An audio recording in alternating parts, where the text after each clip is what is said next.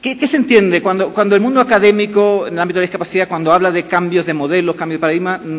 Bueno, yo voy a dar una explicación como muy de andar por casa en este tema, pero espero que se entienda.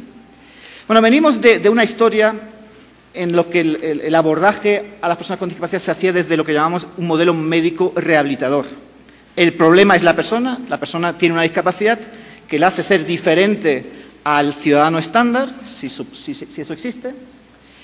Es la persona la que tiene que hacer el esfuerzo, la persona o su entorno familiar, la que tiene que hacer un esfuerzo de adecuación, de asimilación hacia la sociedad, ¿no? Es un proceso de integración, pero el esfuerzo, digamos, se centra en la persona. Eso, desde el punto de vista de las políticas públicas, pues se diseña desde un enfoque de asistencialismo, se da una serie de ayudas, etcétera, etcétera. Pero ayudas que de alguna manera mantienen esa relación de dependencia de la persona con discapacidad con su entorno. A la persona se le ayuda, el vocabulario que se utiliza se le ayuda, se la protege, se la sobreprotege. Es inevitable cuando se habla de protección de la persona caer automáticamente en la sobreprotección. El modelo social, que ya lleva casi 30, 40 años en algunos países empezando a implantarse, y esto tenemos que verlo siempre como un proceso, no es que de un día para otro, digamos, hoy en Colombia se acabó este modelo y pasamos al nuevo, no, es decir, es un proceso casi de cambio de chip, de modelo a nivel de cada persona, ¿no?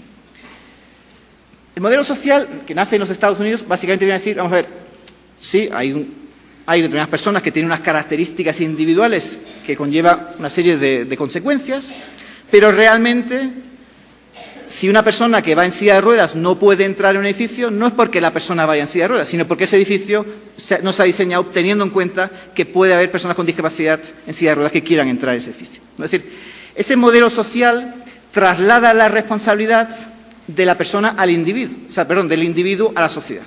Es la sociedad la que tiene un problema, la sociedad no se ha diseñado teniendo en cuenta a las personas con discapacidad. Eso obviamente tiene una serie, el cambiar ese enfoque tiene una serie de efectos, de consecuencias.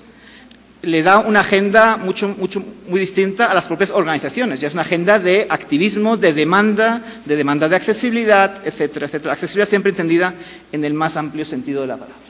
Nuevos servicios que permitan la vida independiente, etcétera. Pero también, obviamente, es una agenda de empoderamiento a nivel individual, ¿no? Ya no soy yo el que tiene un problema, no, soy yo el que está en una situación determinada, pero es la sociedad la que tiene que cambiar, ¿no?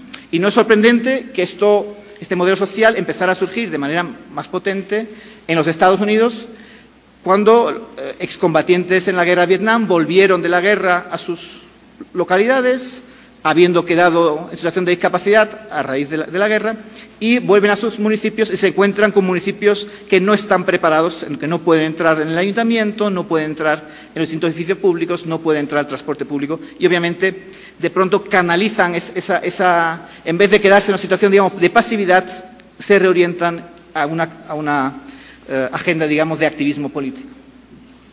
Y obviamente entonces ya estamos hablando de exigibilidad de derechos. Aquí ya se trata de proteger los derechos, no proteger a la persona, sino proteger los derechos, proteger y promover los derechos. Sobre este modelo social ahora estamos construyendo ese modelo de derechos humanos, que se basa, no rompe con el modelo social, simplemente lo complementa, ¿no? El modelo social sigue estando fuertemente anclado, pero ahora, digamos, se le añade como una capa adicional en el sentido, por ejemplo, siguiente. Cuando nuestros estados no aseguran la plena inclusión de sus ciudadanos con discapacidad, lo que están haciendo es vulnerando sus derechos humanos. Y obviamente eso radicaliza, incrementa el volumen de nuestras demandas, ¿no? Porque a nuestros gobiernos obviamente no les gusta que le digan que violan los derechos humanos de sus ciudadanos, ¿no? Y esta convención, digamos, ya nos permite utilizar ese tipo de mensajes políticos y lenguaje en el contexto de las personas con discapacidad. ¿Qué dice la Convención en este tema de los modelos? Bueno, no podía ser de otra manera si estamos hablando de una convención avanzada. Obviamente es una convención que cuando intenta definir la discapacidad o las personas con discapacidad, obviamente se basa en el modelo social, ¿no? Veréis que es una definición que habla de una interacción entre una persona con unas características, en este caso se utiliza el término deficiencias individuales, interacciona con una sociedad más o menos preparada para eso.